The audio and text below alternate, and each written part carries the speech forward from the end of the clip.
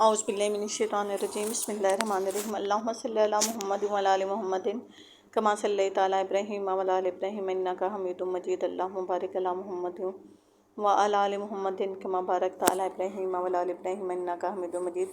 Welcome to مسلمان ہوں جی سورۃ العصر کے ترجمہ اور تفسیر کے ساتھ۔ سورۃ العصر ایک بہت ہی اہم سورت ہے۔ اگر اس سورت کا ترجمہ اور تفسیر انسان کی سمجھ میں آ جاتا ہے تو انسان اپنی زندگی اور آخرت دونوں بنا سکتا ہے، دونوں کو سنوار سکتا ہے۔ سورۃ العصر میں کن لوگوں کو اللہ تعالیٰ نے کہا کہ وہ خسارے میں ہیں، کون اس خسارے سے پاک ہیں، نیک اعمال کیا ہیں، نیک اعمال کب ایکسیپٹ ہوتے ہیں، حق اور صبر کے ساتھ کیسے مدد لینی چاہیے، کیسے مدد نہیں لینی چاہیے، یہ سب کچھ ہم سورۃ العصر کے ترجمہ اور تفسیر کے ساتھ دیکھیں گے۔ تو جنہوں نے ابھی تک چینل کو سبسکرائب نہیں کیا کائنڈلی ہمارا چینل کو سبسکرائب کر لیں اور بیل والا آئیکن بھی پریس کر دیں تاکہ آپ کو ہر آنے والی ویڈیو مل سکے۔ اس کے علاوہ میں رات کو بھی 9:30 بجے لائیو جاتی ہوں اور صبح کو بھی 8 بجے لائیو جاتی ہوں، تو کائنڈلی آپ لائیو سیشن بھی جوائن کر سکتے ہیں، اس میں بھی ہم ترجمہ اور تفسیر شیئر کرتے ہیں۔ تو شروع کرتے ہیں سورۃ العصر کا ترجمہ اور تفسیر۔ اعوذ باللہ من الشیطان الرجیم بسم اللہ الرحمن الرحیم۔ اللہ تعالیٰ نے قرآن پاک میں فرمایا کہ جب بھی قرآن پاک کی تلاوت کرنے لگو تو اعوذ باللہ من الشیطان الرجیم پڑھا کرو۔ والعصر، قسم ہے زمانے کی، ان الانسان لفی خسر، انا بے شک انسان لافی خسر خسارے میں، بے شک انسان بڑے خسارے میں ہیں۔ الا الذین آمنوا وعملوا الصالحات وتواصوا بالحق وتواصوا بالصبر، الا سوائے الذین آمنوا جو لوگ ایمان لائے، وعملوا الصالحات اور انہوں نے نیک عمل کیے، وتواصوا بالحق اور ایک دوسرے کو وصیت کی حق کی، وتواصوا اور وصیت کی بالصبر صبر کی، سوائے ان لوگوں کے جو ایمان لائے اور نیک اعمال کرتے رہے اور ایک دوسرے کو حق کی نصیحت اور صبر کی تلقین کرتے رہے۔ اس صورت میں زمانے کی قسم اس بات پر کھائی گئی ہے کہ انسان بڑے خسارے میں ہیں، اور اس خسارے سے صرف وہی لوگ بچے ہوئے ہیں جن کے اندر 4 صفات پائی جاتی ہیں۔ کون اس خسارے سے بچے ہوئے ہیں؟ جن کے اندر 4 صفات ہوں گی۔ وہ صفات کون کون سی ہیں؟ سب سے پہلے ایمان، نمبر 2 صالح اعمال، نمبر 3 ایک دوسرے کو حق کی نصیحت کرنا، نمبر 4 ایک دوسرے کو صبر کی تلقین کرنا۔ اب اس کے ایک ایک جز کو لے کر اس پر مشاہدہ کرتے ہیں۔ جہاں تک قسم کا تعلق ہے، اس سے پہلے بارہا بھی اس بات کی وضاحت ہو چکی ہے کہ اللہ تعالیٰ نے مخلوقات میں سے کسی چیز کی قسم اس کی عظمت یا اس کے کمالات و عجائب کی بنا پر نہیں کھائی ہے، بلکہ اس بنا پر کھائی ہے کہ وہ اس بات پر دلالت کرتی ہے جسے ثابت کرنا مقصود ہوتا ہے۔ پس زمانے کی قسم کا مطلب یہ ہے کہ زمانہ اس حقیقت پر گواہ ہے کہ انسان بڑے خسارے میں ہے، سوائے ان لوگوں کے جن میں یہ 4 صفات پائی جاتی ہوں۔ زمانے کا لفظ گزرے ہوئے زمانے کے لیے بھی استعمال ہوتا ہے اور گزرتے ہوئے زمانے کے لیے بھی، یعنی پاسٹ کے لیے بھی اور پریزنٹ کے لیے بھی، جس میں حال در حقیقت کسی لمبی مدت کا نام نہیں ہے۔ ہر آن گزر کر ماضی بنتی جاتی ہے، ہمارا ہر سیکنڈ جو گزر رہا ہے وہ ماضی کا حصہ بنتا جاتا ہے، اور ہمارا ہر آن آ کر مستقبل کو حال اور جا کر حال کو ماضی بنا رہا ہے۔ ٹھیک ہے، یہ سلسلہ مسلسل چلتا جاتا ہے۔ یہاں پر زمانے کی چونکہ قسم کھائی گئی ہے، اس لیے دونوں طرح کے زمانے اس کے مفہوم میں شامل ہیں۔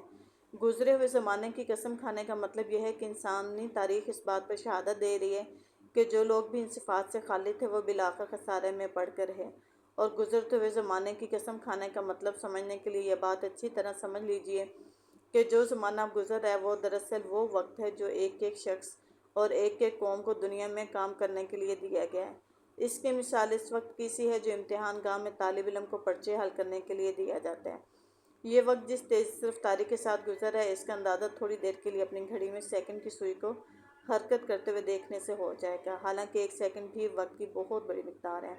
اسی ایک سیکنڈ میں روشنی 1,86,000 میل کا سفر طے کر لیتی ہے، اور اللہ کی خدائی میں بہت سی چیزیں ایسی بھی ہو سکتی ہیں جو اس سے بھی زیادہ تیز رفتار ہوں۔ یہ تو وہ ہیں جو صرف ہمیں پتہ ہیں، خواہ وہ ابھی تک ہمارے علم میں ہوں یا نہ ہوں۔ اگر وقت کے گزرنے کی رفتار وہی سمجھ لی جائے جو گھڑی میں سیکنڈ کی سوئی کے چلنے سے نظر آتی ہے، اور اس بات پر غور کیا جائے کہ ہم جو کچھ بھی اچھا یا برا کرتے ہیں اور جن کاموں میں بھی ہم مشہور رہتے ہیں، سب کچھ اس محدود عمر میں ہی کرنا ہے اور جو دنیا میں کام کرنے کے لیے ہمیں دی گئی ہے۔ ہمارا اصل سرمایہ تو یہی وقت ہے جو تیزی سے گزر رہا ہے۔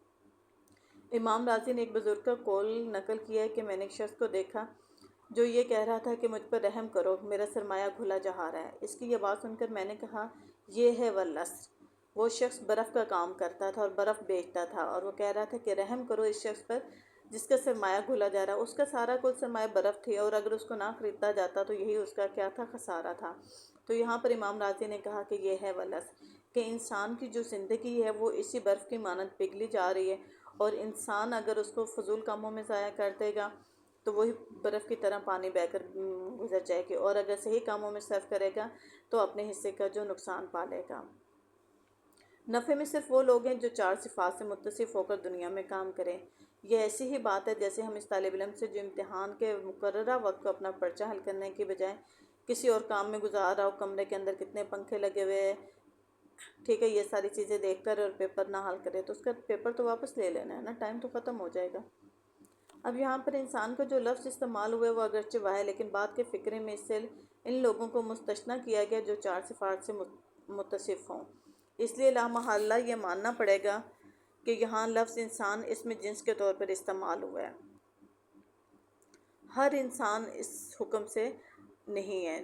جس انسان کے اندر 4 صفات جو اوپر آپ کو بتائی ہے، نیچے ڈیٹیل ان کی بھی آپ کے ساتھ شیئر کریں گے، کہ ان 4 صفات کے علاوہ جو انسان ہیں وہ انسان کیا ہوں گے، خسارے میں ہوں گے۔ اچھا جی، سب سے پہلے ہم وہ صفات دیکھ لیتے ہیں کہ وہ صفات کون کون سی ہیں۔ تو سب سے پہلی صفات ہے ہماری ایمان کے۔ ایمان ہمارا عقیدہ۔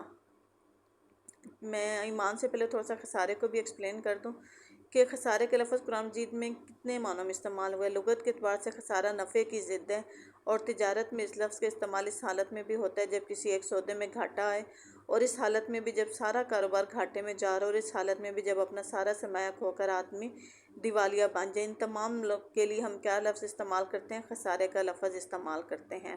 اور آخرت کا خسارہ حقیقی ناکامی اور نامرادی پر حاوی ہوتا ہے۔ فلاح اور خسران دونوں کے قرآنی تصور کی تشریح سے پہلے بہت سے قرآن پاک میں اس کی جگہ پر ارشاد ہوئے ہیں۔ سورۃ الاعراف میں، سورہ بنی اسرائیل میں، سورہ زمر میں، سورہ لقمان میں، اور بہت ساری صورتوں میں اس کے بارے میں اللہ تعالیٰ نے بتایا۔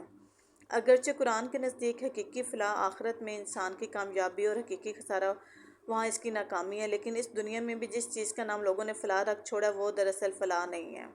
لوگوں نے فلاح اس نام کا رکھ دیا کہ بہت زیادہ روپیہ پیسہ ہو، لیکن وہ روپیہ پیسہ آئے کہاں سے، اس چیز کو لوگ بھول جاتے ہیں، تو وہ فلاح کا ذریعہ نہیں ہے۔ فلاح کس کو کہتے ہیں؟ کہ جو آپ کی دنیا میں بھی اور آخرت میں بھی کامیابی ہو، اس کو ہم فلاح سے مربوط کریں گے۔ بس جب قرآن نے پاک پورے زور اور قطعیت کے ساتھ کہتا ہے کہ در حقیقت انسان بڑے خسارے میں ہے، تو اس کا مطلب دنیا اور آخرت دونوں کا ہی خسارہ ہے، ٹھیک ہے۔ یہاں پر اب 4 صفات جو میں نے آپ کو بتائی کہ میں ڈیٹیل سے ایکسپلین کر کے دیتی ہوں آپ کو کہ ان 4 صفات میں کون کون سی صفت ہیں۔ سب سے پہلی صفت آ جاتی ہے آپ کی ایمان۔ یہ لفظ اگرچہ بعض مقامات پر قرآن مجید میں محض زبانی اقرار ایمان کے معنی حالت میں بھی استعمال کیا گیا، مثلا سورۃ النساء آیت نمبر 137 میں، سورۃ المائدہ آیت نمبر 54 میں، اور بہت ساری صورتوں میں استعمال کیا گیا، لیکن اس کا اصل استعمال سچے دل سے ماننے اور یقین کرنے کے معنی ہی میں کیا گیا، اور عربی زبان میں بھی اس لفظ کے یہی معنی ہے۔ لغت میں جو عمل ہے وہ لہ کے معنی میں ہے۔ صدقہ وَاعْتَمَدْ علیہ، اس کی تصدیق کی اور اس پر اعتماد کیا، اور امن بے کے معنی ہے یقین، کہ اس پر یقین کیا۔ قرآن دراصل جس ایمان کو حقیقی ایمان قرار دیتا ہے، اس کو ان آیت میں پوری طرح واضح کر دیا گیا، جیسے ان الذین قالوا ربنا اللہ ثم استقاموا، جن لوگوں نے کہا کہ ہمارا رب اللہ ہے اور پھر اس پر ڈٹ گئے۔ انما المؤمنون الذین اذا ذکر اللہ وجلت قلوبہم، جب ان کے سامنے اللہ کا ذکر کیا جاتا ہے تو ان کے دل لرز جاتے ہیں۔ والذین آمنوا اشد حبا للہ، اور جو لوگ ایمان لائے ہیں وہ سب سے بڑھ کر اللہ سے محبت رکھتے ہیں۔ یہ ساری وہ آیتیں جس میں اللہ تعالیٰ نے ایمان کے بارے میں بتایا ہے۔ ان میں بھی زیادہ اس آیت میں زبانی اقرار ایمان اور حقیقی ایمان کا فرق ظاہر کیا گیا ہے، اور یہ بتایا گیا کہ اصل مطلوب حقیقی ایمان ہے، نہ کہ زبانی اقرار۔ یا ایھا الذین آمنوا آمنوا باللہ ورسولہ، اے لوگو جو ایمان لائے ہو، ایمان لاؤ اور اس کے رسول پر۔ اب رہا یہ سوال کہ ایمان لانے سے کن چیزوں پر ایمان لانا مراد ہے، تو قرآن مجید میں پوری طرح اس بات کو بھی کھول کر بیان کر دیا گیا ہے۔ اس سے مراد اول اللہ کو ماننا ہے، محض اس کے وجود کو ماننا نہیں، بلکہ اسے اس حیثیت سے ماننا ہے کہ وہی ایک اللہ ہے، خدائی میں اس کا کوئی شریک نہیں ہے، وہی اس کا مستحق ہے کہ انسان اس کی عبادت، بندگی اور اطاعت بجا لائے، وہی قسمتیں بنانے اور بگاڑنے والا ہے، اسی سے دعا مانگنی چاہیے اور اسی پر توکل کرنا چاہیے، وہی حکم دینے والا ہے، جس کام سے اس نے منع کیا اس سے رک جانا چاہیے، وہ سب کچھ دیکھنے اور سننے والا ہے، اور جس چیز کی تعلیم بھی اس نے دی ہے وہ اللہ تعالیٰ کی طرف سے ہے۔ دوسرا، آخرت کو ماننا اس حیثیت سے کہ انسان کی موجودہ زندگی پہلی اور آخری زندگی نہیں ہے، بلکہ مرنے کے بعد انسان کو دوبارہ زندہ ہو کر اٹھنا ہے، اپنے ان اعمال کا جو اس نے دنیا کی زندگی میں کیے ہیں اللہ کو حساب دینا ہے۔ یہ ایمان اخلاق پر ہوتا ہے۔ ایمان کے بعد دوسری صفت جو انسان کو خسارے سے بچانے کے لیے ضروری ہے وہ صالحات یعنی نیک اعمال کرنا۔ صالحات کا لفظ تمام نیکیوں کا جامع ہے، جس سے نیکی اور بھلائی کو کوئی قسم چھوٹی نہیں رہ جاتی۔ لیکن قرآن کی روح سے اس وقت تک کوئی بھی عمل صالح نہیں ہو سکتا جس وقت تک اس کی جڑ میں ایمان موجود نہ ہو اور اس کی ہدایت میں وہ پیروی نہ کی جائے جو اللہ اور اس کے رسول نے دی ہے۔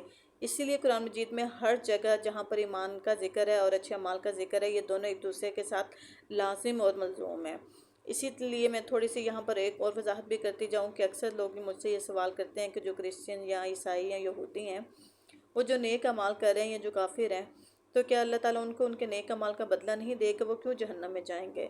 تو ان کے نیک اعمال کا بدلہ اللہ تعالیٰ ان کو دنیا میں ہی دے دے گا، ان کا آخرت میں کوئی حصہ نہیں ہوگا، کیونکہ وہ جو نیک اعمال کر رہے ہیں وہ ایمان کے بغیر کر رہے ہیں۔ ہمیں نیک اعمال کرنے ہیں، ایمان کے ساتھ کرنے ہیں، ٹھیک ہے؟ ایمان کے بغیر عمل قبول نہیں اور عمل کے بغیر ایمان قبول نہیں، یہ دونوں لازم اور ملزوم ہیں۔ یہ دو وہ صفتیں ہیں جو ایک ایک فرد میں ہونی چاہیے۔ اس کے بعد یہ صورت دو مزید صفتیں بیان کرتی ہیں جو خسارے سے بچنے کے لیے ضروری ہیں کہ ایمان لانے اور عمل صالح کرنے کے بعد کون کون سی ہونی چاہیے۔ سب سے پہلے کہ ہمیں حق کے راستے پر چلنا چاہیے اور صبر کی تلقین کرنی چاہیے۔ اب حق کا راستہ صرف یہ راستہ نہیں ہے کہ آپ خود ہی سارے نیک اور اچھے کام کرتے جاؤ اور دوسروں کو تلقین نہیں کرو۔ جہاں پر بھی باطل دیکھیں، جھوٹ دیکھیں، غلط کام دیکھیں، وہاں پر حق کے ساتھ دیں۔ حق کے ساتھ بے شک تھوڑے لوگ ہوتے ہیں، باطل کے ساتھ بہت زیادہ لوگ ہو جاتے ہیں، تو حق کا ساتھ دیں وہاں پر، چاہے آپ کی جان بھی جاتی ہے تو جان کو بھی جانے دیں، ٹھیک ہے؟ اور صبر کی تلقین، جہاں پر حق نازل ہوتا ہے، حق کی بات کی جاتی ہے، وہاں پر جو مصیبتیں ہوتی ہیں، پریشانیاں ہوتی ہیں، وہ تھوڑی زیادہ آ جاتی ہیں، ٹھیک ہے؟ تو وہ پریشانیاں اور جو مصیبتیں ہوتی ہیں ان سے بچنے کے لیے صبر کی تلقین کرنی چاہیے۔ ہم قرآن پاک میں دیکھتے ہیں کہ جہاں جہاں پر قحط اور عذاب نازل ہوا وہاں پر ان لوگوں پہ بھی نازل ہوا کہ وہ خود تو بے شک نیک کام کر رہے تھے لیکن دوسروں کو برے کام کرنے سے منع نہیں کرتے تھے، تو اللہ تعالیٰ نے ان کو بھی عذاب میں مبتلا کر دیا۔ تو کام صرف اتنا نہیں ہے کہ آپ خود نیک کام کریں، اللہ تعالیٰ نے ہم میں سے ہر ایک کو رائی بنایا ہے، حق کے راستے پر چلنے والا بنایا، تو ہمیں خود بھی نیک راستے پر چلنا ہے۔ اگر ہم خود ہی صرف نیک کام کریں گے، دوسروں کو منع نہیں کریں گے، تو پھر ہم داعی اللہ کا حق ادا نہیں کریں گے، اور پھر یہ لازمی بات ہے کہ جو برے کام کر رہے ہیں وہ ایک دن ہمارے ساتھ بھی برا کریں گے اور ہم بھی اس چکی میں پس جائیں گے، اور اس کے علاوہ اللہ تعالیٰ کا جو عذاب نازل ہوگا وہ بھی ہوگا اور ہم اس کے بھی سزاوار ٹھہرائیں گے۔ اس لیے یہ اس صورت کی خصوصیات تھی چاروں کہ کون لوگ اس سے بچے ہوئے ہیں اور کون لوگ خسارے میں ہیں، تو اللہ تعالیٰ ہمیں بچانے والے لوگوں میں شامل کرے اور ہمارے یہ چھوٹے چھوٹے جو نیک کام ہیں جو ہم کرتے ہیں اللہ تعالیٰ قبول کرے، ہمیں اور ہماری اولاد کو نیک راستے پر چلائے۔ اسی لیے ہمیشہ دعا کیا کریں اہدنا الصراط المستقیم، کہ صرف ہمیں ہدایت نہیں دے، ہمارے ساتھ باقی جتنے بھی لوگ جڑے ہوئے ہیں اللہ تعالیٰ ہم سب کو ہدایت کاملہ عطا فرمائے۔ انشاءاللہ اس کے بعد کسی اور اچھی ویڈیو کسی قرآن پاک کی صورت کے ساتھ ترجمہ و تفسیر کے ساتھ ملیں گے، تب تک ہمیں اپنی قیمتی دعاؤں میں یاد رکھیے گا۔ ویڈیو پسند ہے تو لازمی لائک اینڈ شیئر کیجیے گا۔ اللہ حافظ۔